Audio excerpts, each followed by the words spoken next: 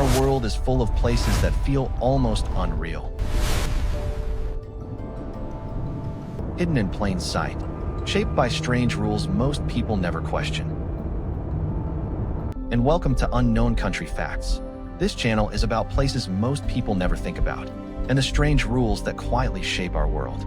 There's a place on Earth where life feels temporary, even when nothing seems wrong. A place where the rules aren't written on signs, but everyone knows them.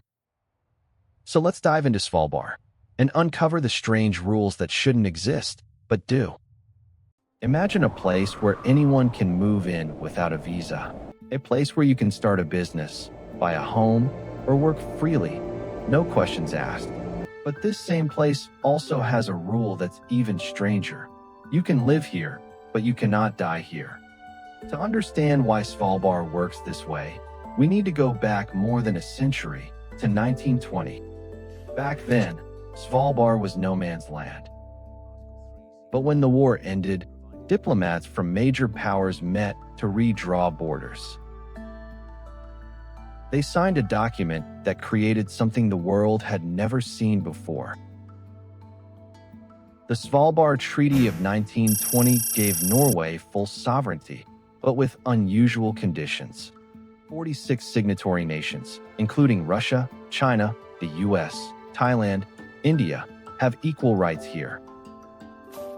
A Russian can move tomorrow. A Thai chef can open a restaurant. An American can work here, no permits. This isn't a loophole. This is international law. On Svalbard, your nationality doesn't limit you. If your country signed the treaty, you have the same rights as the locals, to live, to work, and to build a life here. And for the people who live here, this unusual mix feels completely normal. Everyday life is shared by scientists, workers, because Svalbard isn't just a town. It's a geopolitical experiment, a place where dozens of nations share the same land in the high Arctic. You'd expect a place this remote to have terrible internet. But Svalbard is the opposite. It has one of the fastest data connections on the planet. This is Svalsat, world's largest commercial satellite ground station. From weather satellites to NASA missions, almost everything passes over Svalbard. Because Svalbard sits so close to the North Pole, satellites pass overhead more often than almost anywhere else on Earth. Your weather forecast, your GPS signal, even scientific data from space, much of it is routed through this frozen archipelago. But here's the irony. Even with all this space-age technology, the entire town still runs on coal. Coal powered Svalbard for over a century. It's the reason the treaty existed in the first place. And even today, the transition to clean energy is slow and extremely expensive. Svalbard is warming faster than almost anywhere on Earth, and the town's entire energy system is being forced to evolve in real time. In the world's northernmost town, technology, climate, and geopolitics all collide. And nowhere is that more obvious than in what Svalbard stores beneath the ice. Deep inside this Arctic mountain sits the global seed vault, humanity's backup for agriculture. More than 1 million seed samples are stored here, locked away at -18 degrees. This vault holds the world's entire food blueprint, from wheat and rice to corn and beans, all stored for a future we hope never comes. And this archive has already been tested. When Syria's seed bank fell to war, Svalbard became its lifeline. Scientists replanted what was lost, rebuilt the collection, and returned new seeds here, proof that this vault truly works.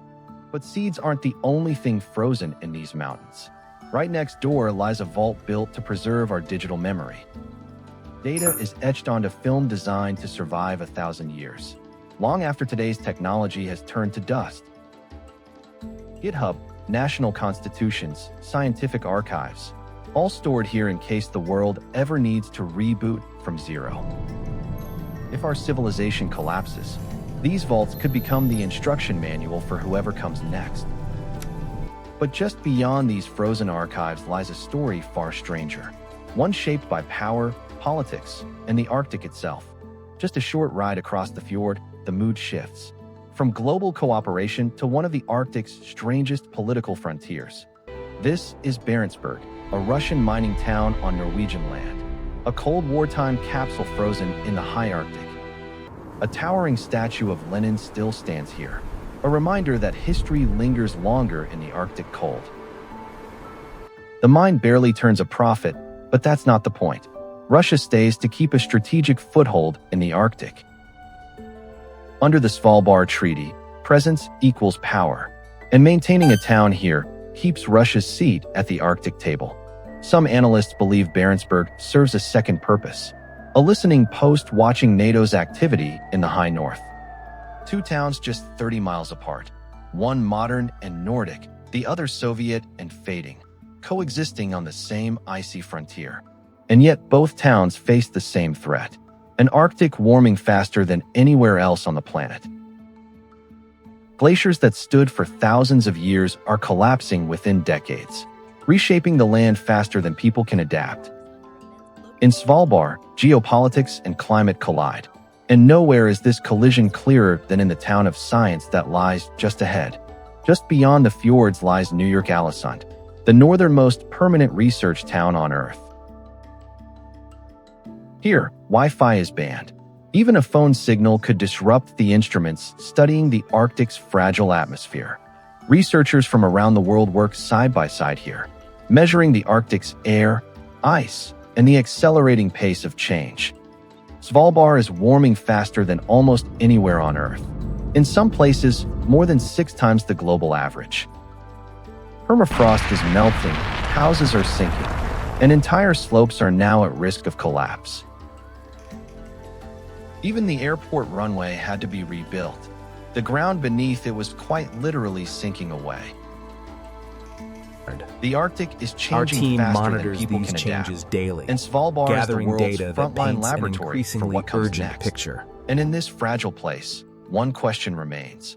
What future is left for a land that's disappearing so quickly? Svalbard is a land of contradictions, a place balanced between life and death, peace and rivalry, creation and collapse. Here, people live without visas but cannot die, where polar bears roam freely while humans carry rifles for survival. In many ways, Svalbard is a mirror, showing us cooperation, conflict, and the fragile balance that holds civilization together. What happens here is a preview of our future, a world shaped by climate, technology, and choices we can still change. Because in this frozen archipelago, the past is preserved, and the future is already unfolding. Could you actually live in Svalbard? A place with no visas, no sunsets, and no dying allowed. Svalbard reminds us, the world is fragile, and so are we. So I'm curious, could you actually live in a place like this? I'd love to read your thoughts and comment. If this surprised you, trust me, we're just getting started.